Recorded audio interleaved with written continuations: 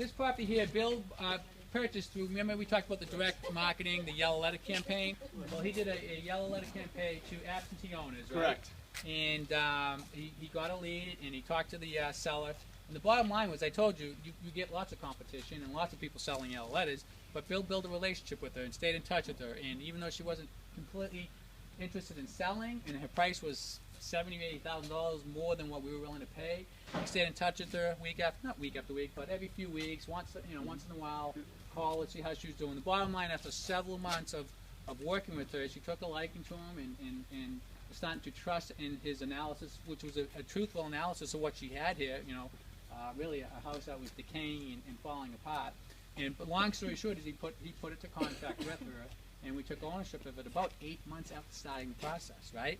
But remember we talked about patience, right? And not just saying, oh, she's not interested in selling and moving on. Sometimes you gotta extract that from the seller and create that friendship, even if you don't meet them face to face. And that did happen. We had we heard of a big investor in this area looking at this house 5 years ago. Yes. And he probably put an offer in, they declined, and that was the end of it. And that was the end of it. So what we have here is an 1,800 square foot contemporary design. So remember the deck that you guys saw over in the Wareham property, and it had all those supports coming down? That's how it should have been built. Right. And you see that new joist going across there, underneath?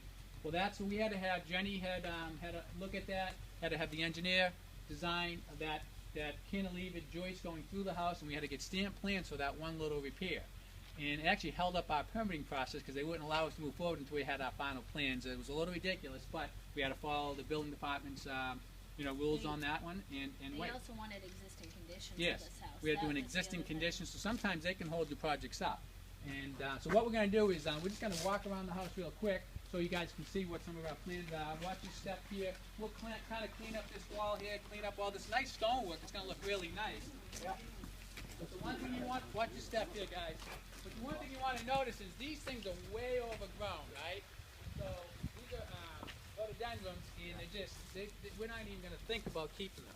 These will all get pulled out. We'll open this up and knock the natural sunlight in here. This front, was it even a front deck there before porch? I don't even know. But that's just probably temporary right now. We put a new front door in. That will all get rebuilt, and we'll finish that walkway. What would you put there? Would you put in brickwork, slate? I'm not even sure what we're going to do there. We'll talk to Russ and Bill in a minute. But let's just talk about the landscaping for a minute. So we're going to come. This is all going to get cleaned out. Now, do we define, guys, how far down we're going to go? We're going to go pretty much right to that fence line, right to that tree. Right to the tree here? here? We're going to clean out the dead brush in there. Absolutely. All these trees will go, and this is going to all grow in and be nice. Any dead trees we'll take out that we can get to, but other than that, it's going to be fine. Because you have to stop somewhere. Now, if someone buys it and they want to keep going, that's fine. But this whole front area will all be landscaped and cleaned up nice, and we'll go through some nice bushes in the front of the house, okay? So let's walk around. Now, as far as the house condition goes, this is a typical look. A lot of houses have this sort of barn board look in the area. So we're going to leave it. Our realtor told us we should just keep it, restain it. We're going to put all new windows in it. And when it's done, it's going to look beautiful. So let's walk around the back over here. Yeah, oh, absolutely. No windows in the room as well. Let's just step on that.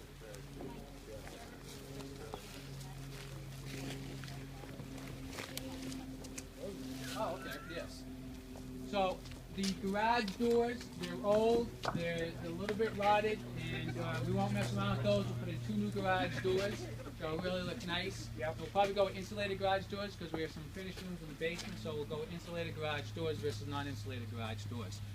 Motorized Yep. garage doors. Yeah, absolutely. Well, we're probably not going to walk back here because it still needs to get cleared out. You want to get in? So we'll probably do the same thing around the whole house. This is going to be a 3-screen porch. We're going to replace all those screens. We're going to get that cleaned up, replace all the rot. And this backyard will be completely cleared out, and we'll put loom down on this one, and we'll hydro seed it. And I laugh because there's not any chance of trying to save what's there now. So, and it looks like we had a perk test done.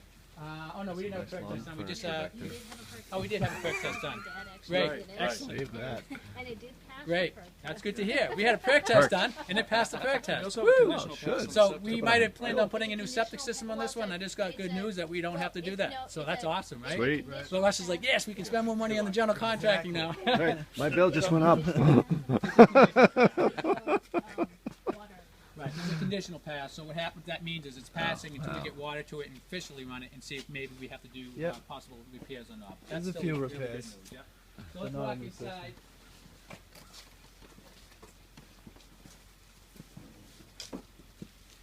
You shooting video too? Yeah. There's no heat, right? Sorry? There's no heat. Take you pictures of this place to send pictures to my lender, and we had no plans to finish off these 2 rooms. Why? Because no one really defined the scope of work on it. We had an estimate of what the renovation was going to be, but Russ said he never really had that painted picture that he talks about, so this was nothing that was ever figured for anybody. So this is a perfectly good space to finish off, especially where you're coming in through here. So this is livable space. This could be a den. This could be an office. So this will all be finished off in here. And then we have the existing laundry over here. There's no real good place to put the laundry upstairs, so we're just going to leave it on the lower level, and we're going to frame that in, put a side-by-side washer and dryer. And I'm not completely sure yet if we're going to frame out the We were furnace just or not. discussing that. We're not sure either. Yeah, so we're actually going to determine that. You guys are seeing that live. We'll come up with a solution. But we put in a brand new, I think 90% efficiency furnace. Remember we talked about a furnace is what? Propane burn. Yes, this is going to be propane gas. There was oil. We took the oil out, and now we're going to have propane. There's not natural gas in this neighborhood, so we're going to go with the propane tank. And if you can have the ability to go with an underground propane tank, which gets hidden, and then those big ugly propane tanks that people see, do it. And a lot of the propane tank suppliers, if you're buying the propane from them, they will supply that propane tank for you for free. So it's something for you guys to learn. So brand new heating system in here, all brand new ductwork. If you notice, all the new ductwork these days, it's all insulated, it's all taped, it's all wrapped, and you have to pull permits and have all your ductwork wrapped and for efficiency of the heating system. So let's go on. Let's go on upstairs, Jerry. System with an oak baluster, with oak newel posts. So the posts and the handrail are going to be oak that will finish with polyurethane, and then all the balusters will be placed per code, and those will be pre-primed white balusters with white skirt board along the side, and then we'll create with the this is the skirt board on the side of the stairs. Then the risers, these are called your risers. The risers will be all painted white. And then you'll have also contrasting with these treads, the stair treads. Those will be oak as well. That'll be polyurethane. So it'll be a real sharp contrast with oak and white paint. Right. So think about how nice look that's going to go. This staircase is going to be a well-traveled area. It's going to be an integral part of this house. So this old, outdated look's going to go. We have a nice oak grill here. And now he just mentioned something about the what were these called? The balusters. They're also called spindles, right? But now, because we have sort of somewhat of a contemporary design here, I don't want to see like a colonial baluster go in here, right? So maybe we should talk about a different baluster choice. There might be some different selections. Maybe, so just talking through this exercise now, it just made me think, we don't want to go with maybe a typical colonial baluster. Maybe we can look at some choices of that. So I know Russell's making some mental notes, and we'll decide how we're going to look at that, right? So the other thing, too, is do you do carpeting on these stairs? Maybe, maybe not. We have the budget to do hardwood, so these plywood treads are going to come off. We're going to be doing nice oak stair treads here. This hallway will all be oak, matching.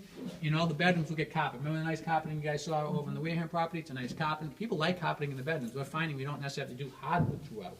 It's not like a compromise on the quality or the price, right? So what we have here now is you come in sort of the bedroom area. We have a hallway off of here. And then we have, this could be, now the flexibility of this house is, listen, someone may keep this as a master bedroom here. I like this as a master bedroom because it's big. You have a nice 3-season porch to come out to, right? So if this is your master bedroom, you have a nice 3-season porch to come out to. Or you may make this some other living quarters. So you get the flexibility of whoever's moving in here to do what you want with this space. Because we also have 2 additional bedrooms over here. So if you're buying this house, you need lots of bedrooms, and you can keep the 3 bedrooms. Maybe even divide it and make it into a bedroom here, and maybe this becomes, just an additional area like a den or some access to a 3-season porch. But right now, this layout is good. We're happy with it. We're going to stay with it. So come through here.